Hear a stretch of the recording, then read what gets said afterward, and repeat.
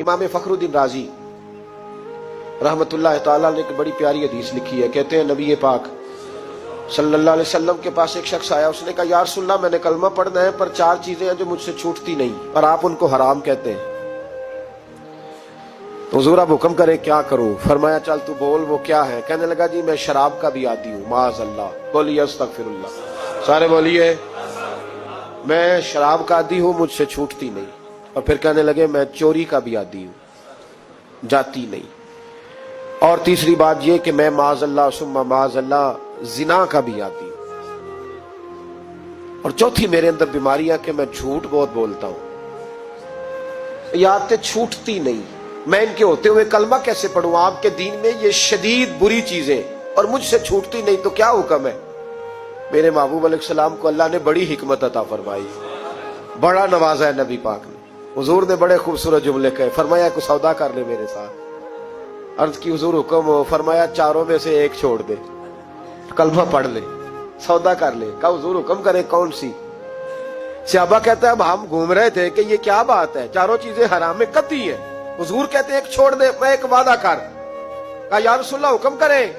तो सहाबा कहते हैं अब जब हुजूर ने कहा ना एक छोड़ दे, तो हम फिर तज्जिया कर रहे थे कि शराब बड़ी गंदी है, जिना बड़ा गंद है, चोरी किसी के हक में डाका है, जुल्म है।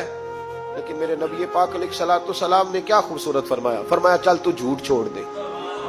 क्या छोड़ दे? अल्लाहु अकबर। फरमाया झूठ छोड़ दे। अर्ज की बाकी? फरमाया बाकी अल्लाह फजल करने वाला है, तू झूठ छोड़ दे। अब लोग कहते हैं कि हम हैरान थे कि इतनी गंदी चीजें, शराब भी, जिना भी, चोरी भी, और हुजूर ने सिर्फ झूठ छुड़वाया है।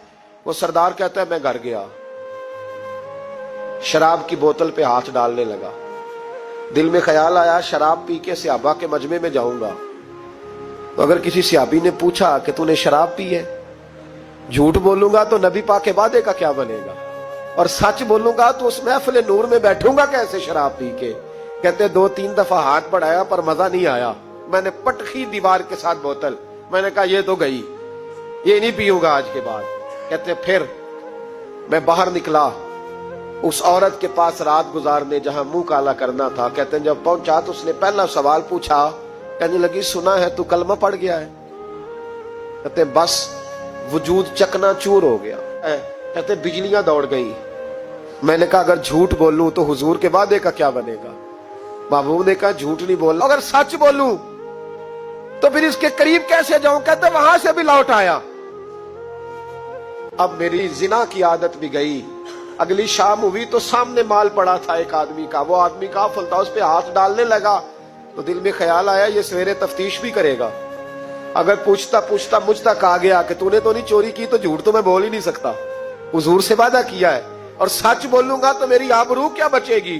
कहते शाम एक दिन में गया, अगले दिन की शाम हुई तो सिर्फ सच की आदत अपनाई, मेरा जिना भी गया, मेरी चोरी भी गई, मेरी शराब कबाब भी गए। कहते तीसरे जाके दरवाजा रसूल पे बैठा, सहाबा बाकी अपना काम करते रहे, मैं सिर्फ मुस्तफा का चेहरा तकता रहा, मैं बस चेहरा तकता रहा। देर हो गई तो एक सहाबी कहने लगे क्या देख रहे हो? तो मैंने कहा इस रसूल का कमाल देख रहा हूं, इस महबूब का कमाल देख रहा हूं। एक झूठ छुड़वाया है तो रब करीम ने मुझे सारे तकवे अता फरमा दिए।